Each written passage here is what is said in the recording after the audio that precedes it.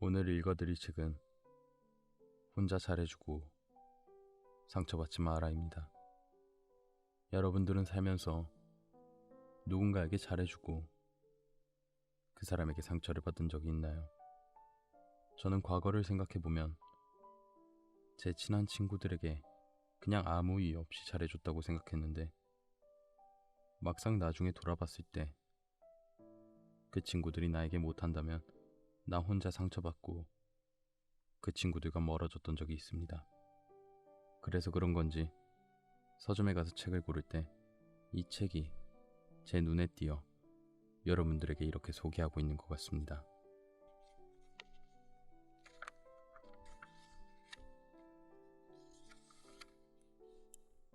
이 책의 프롤로그를 보면 상처는 언제나 가장 가까운 사람이 준다.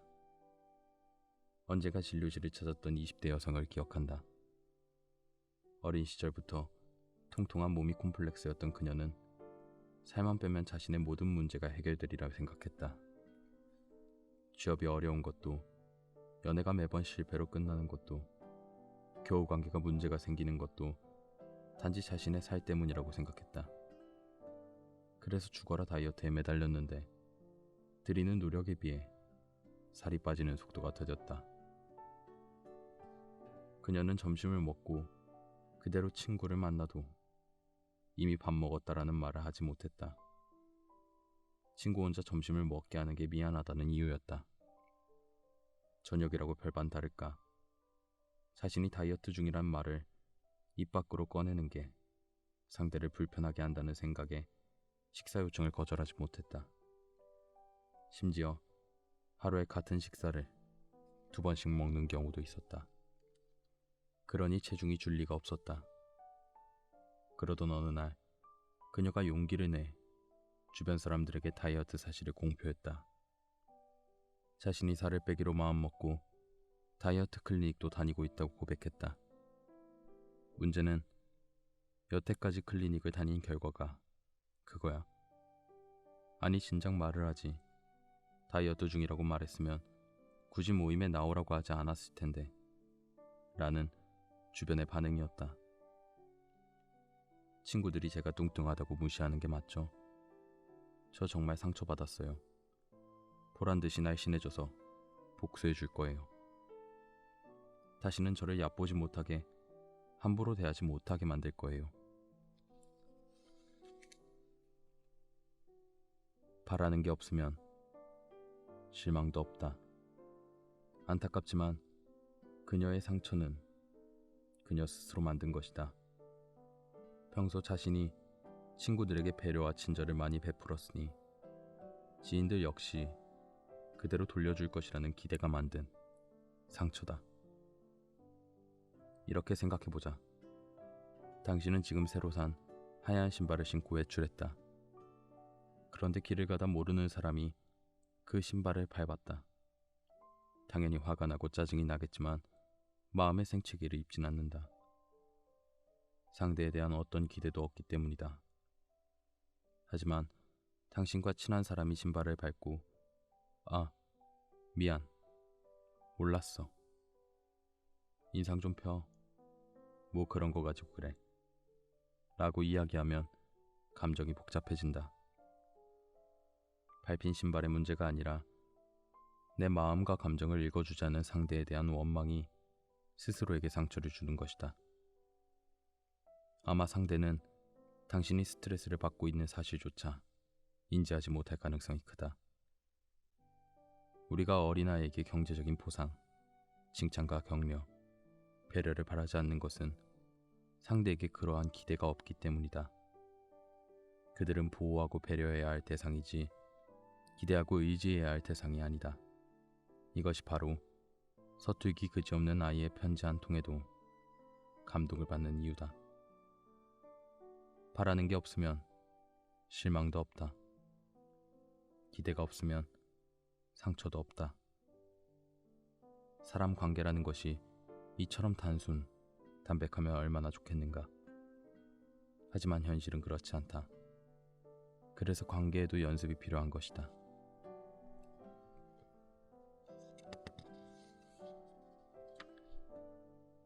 만약 상대에게 아주 작은 대가라도 바란다면 정확하게 무엇을 원하는지 말해야 한다. 이해와 배려, 경제적인 어떤 것, 하다못해 따뜻한 말 한마디, 그 무엇이라도 좋다. 말하지 않으면 상대는 당신이 상처받은 사실조차 모른다. 가해자는 없는데 피해자만 있는 상황이다. 그러니 능동적인 사람이 되는 것을 두려워하지 마라. 상대가 원하지 않는데 혼자 잘해주지 마라. 내가 좋아서 베푼 친절이 상대는 물론 나 자신에게 상처로 돌아오게 만들지 마라. 만약 서운한 감정이 들 것 같으면 미리 당신이 원하는 것을 말해라. 그래도 관계는 절대 망가지지 않는다. 타인에게 기대하고 지치기를 반복하는 사람은 결국 언젠간 상처가 골마 터지기 마련이다. 더 심각해지기 전에 혼자만의 노력을 멈추고 자신에 대해 다시 생각하는 그런 시간을 가져야 한다. 이제 당신은 당신에게 상처 주는 관계로부터 자신을 보호할 필요가 있다.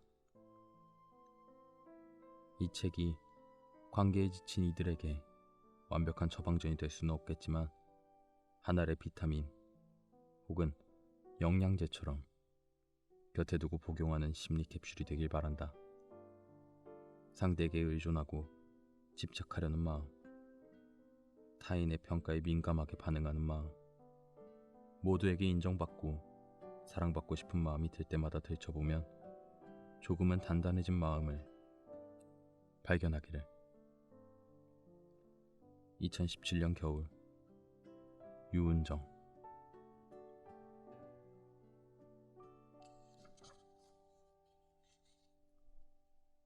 상처는 언제나 가장 가까운 사람이 준다. 왜냐하면 내가 그 사람을 너무 믿고 너무 좋아하고 그만큼 사람이라면 원하는 것도 많아서겠죠. 중간에 보면 바라는 게 없으면 실망도 없다 라는 말이 나옵니다. 하지만 바라는 게 없다면 그게 정말 저와 가까운 사람일까요? 이 책에 적힌 말처럼 그냥 지나가는 사람, 그냥 지나가다 우연히 마주친 사람, 그 사람들과 뭐가 다를까요? 차라리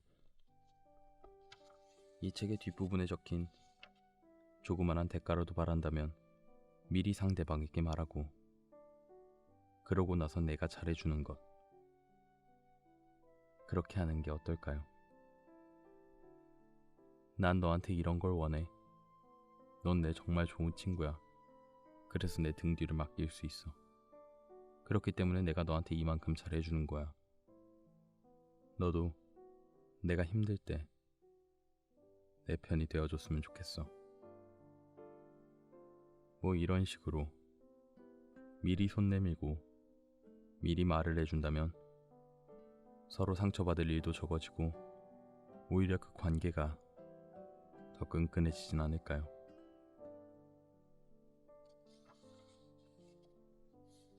프롤로그를 지나 그 다음 장을 보면 책은 1장부터 6장까지 총 6개의 장으로 되어 있습니다. 오늘 제가 여러분들에게 읽어드리는 부분은 그 6개의 장 중 첫 번째 장, 혼자 잘해주고 상처받지 마라입니다.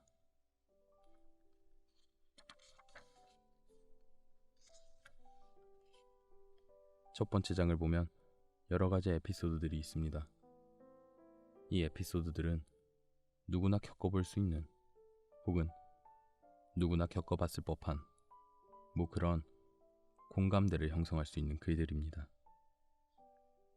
이 글들을 읽고 이 작가가 원했듯 이 책이 여러분들에게 영양제 혹은 힘을 줄 수 있는 비타민이 되었으면 좋겠습니다.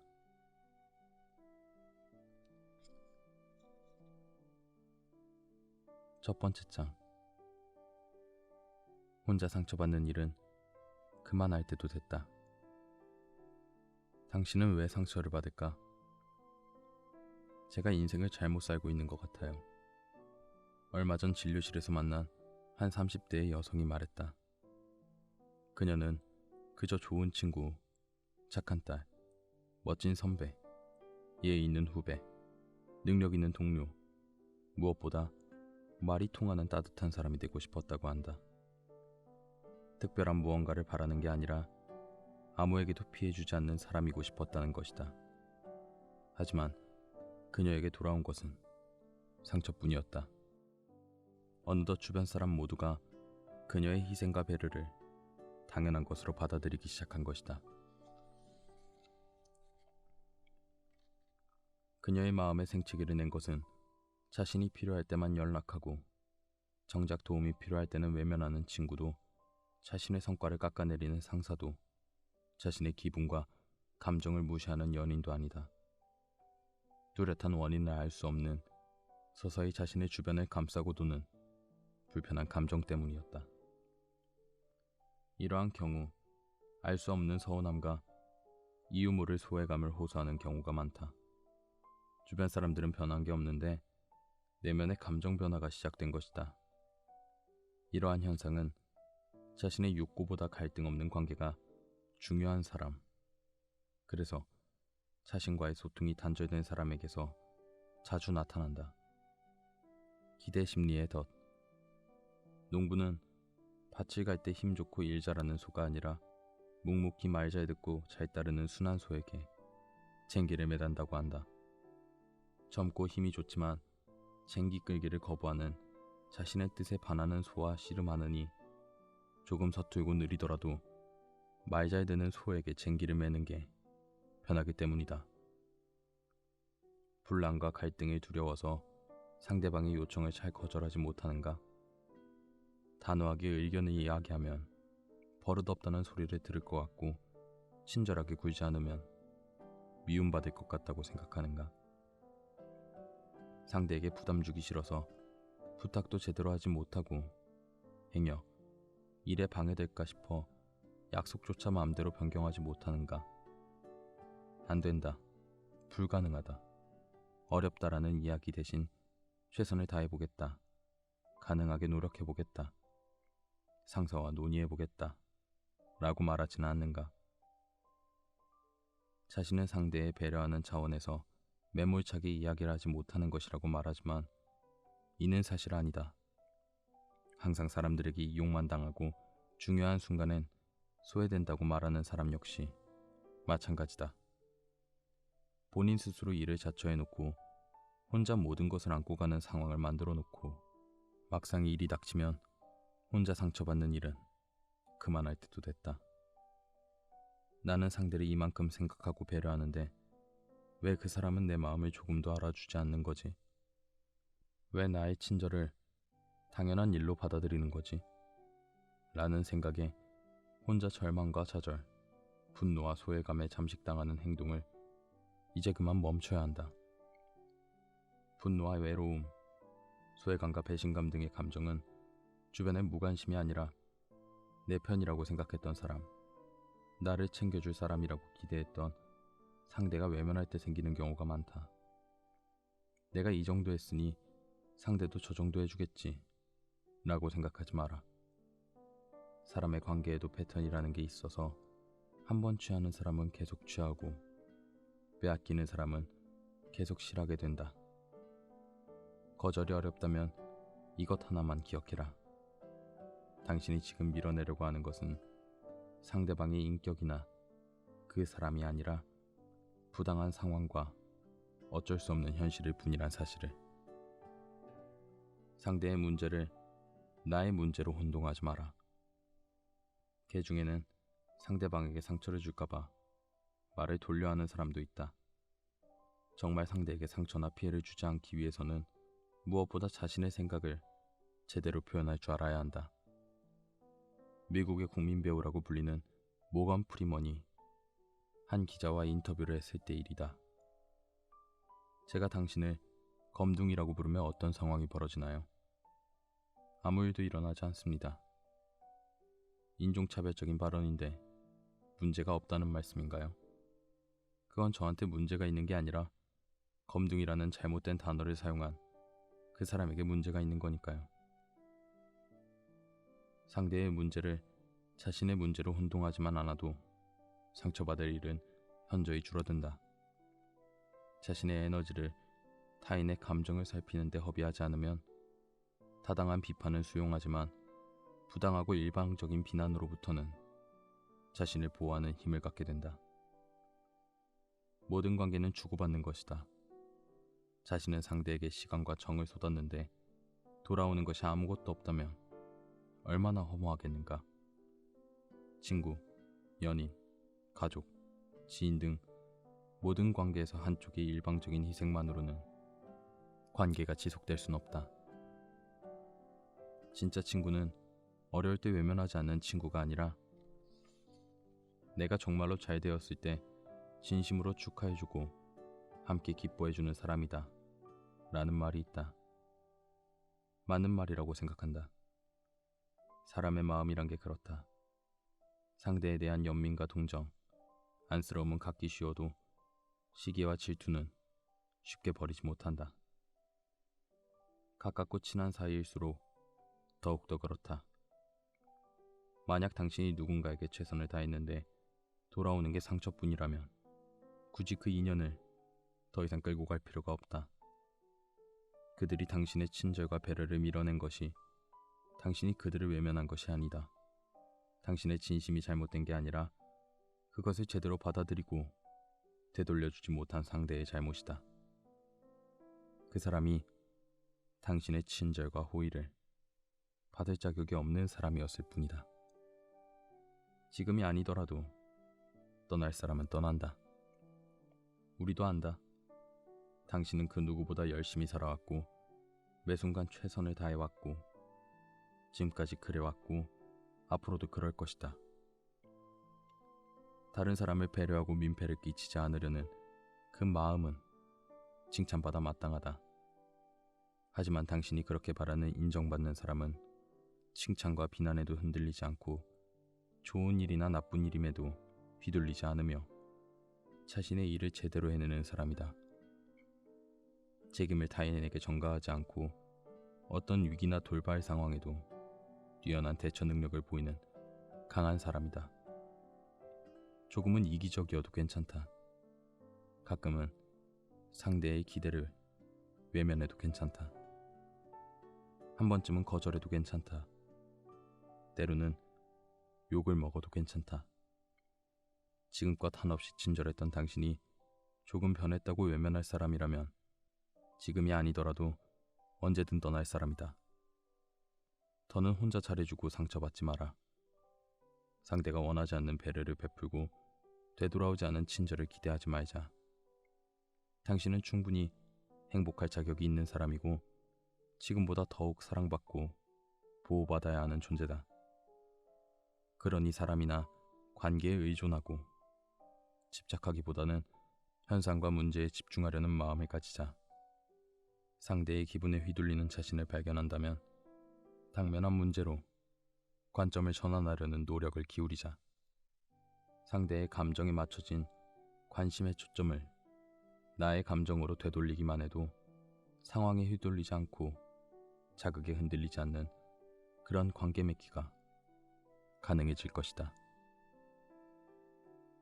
돌아오는 게 상처뿐이라면 굳이 그 인연을 끌고 갈 필요는 없다.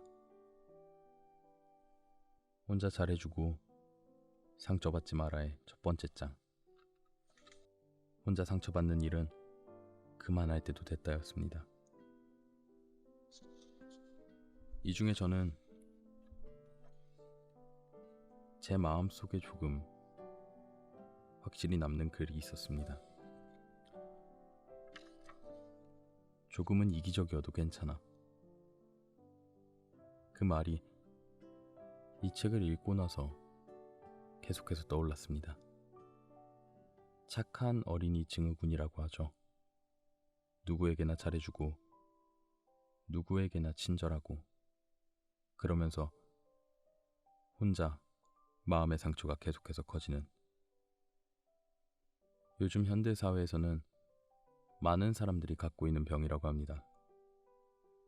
하지만 제 개인적인 생각으론 이 병을 굳이 욕할 필요는 없는 것 같아요.